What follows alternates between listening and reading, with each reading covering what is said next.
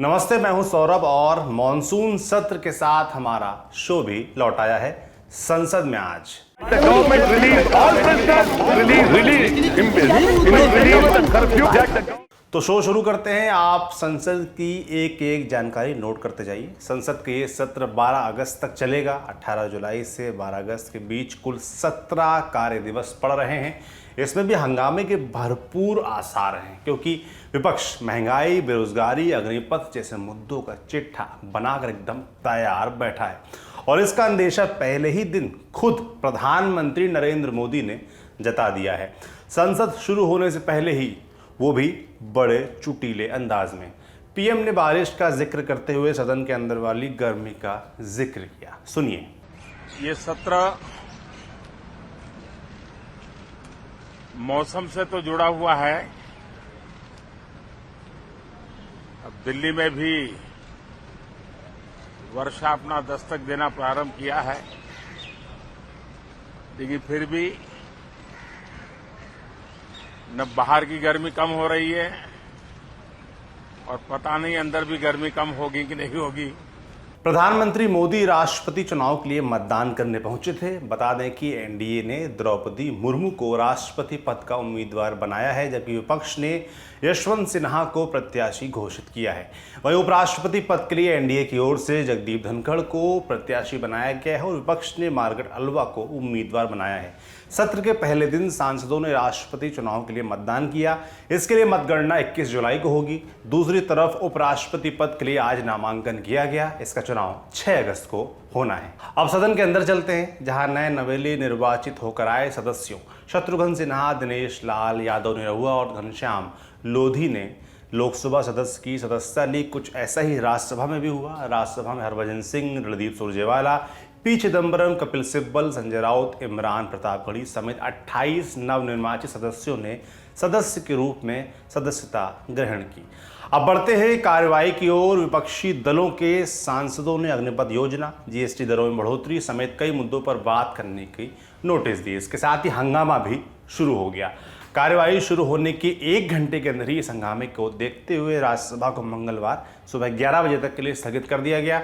इस दौरान राज्यसभा के सभापति एम वेंकैया नायडू ने सदस्यों से सदन की मर्यादा बनाए रखने का आग्रह भी किया और कहा कि कार्यवाही को सामान्य तरीके से चलने दें, लेकिन विपक्षी दलों के सदस्य सदन के वेल में उतर आए और नारेबाजी करना शुरू कर दिया। Resigning their seats in Rajya Sabha, I have accepted the resignation of Sri Subhash Chandra Singh with effect from 21st April 2022 and the resignation of Dr.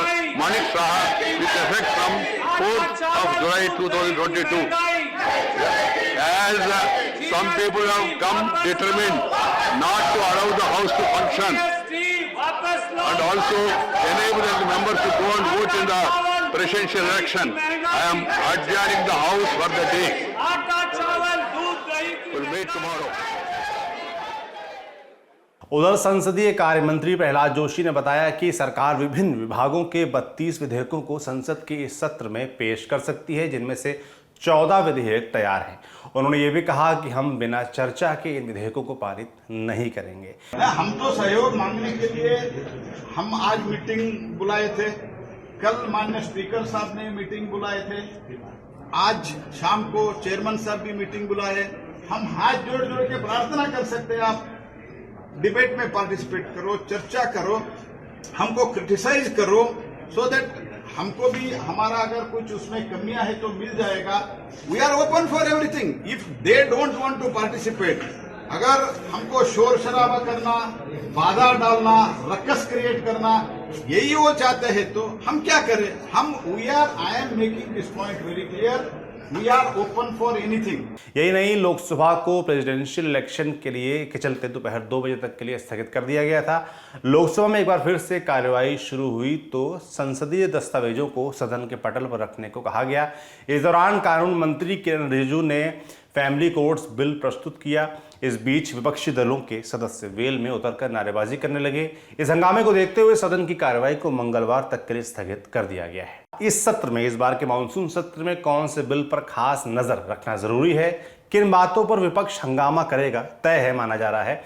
इसके बारे में हमने बात की आज तक की सहयोगी मौसमी सिंह से। सुनिए।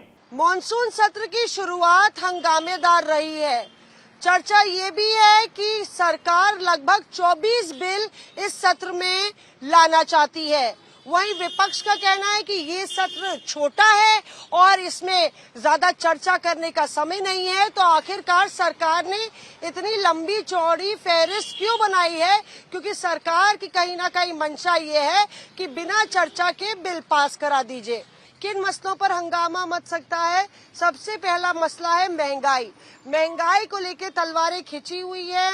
इन्फ्लेशन, महंगाई, तेल की बढ़ती कीमतें, जो खाद्य पदार्थ है उनकी बढ़ती कीमतों को लेकर विपक्ष एक के बाद एक नोटिस दे रहा है।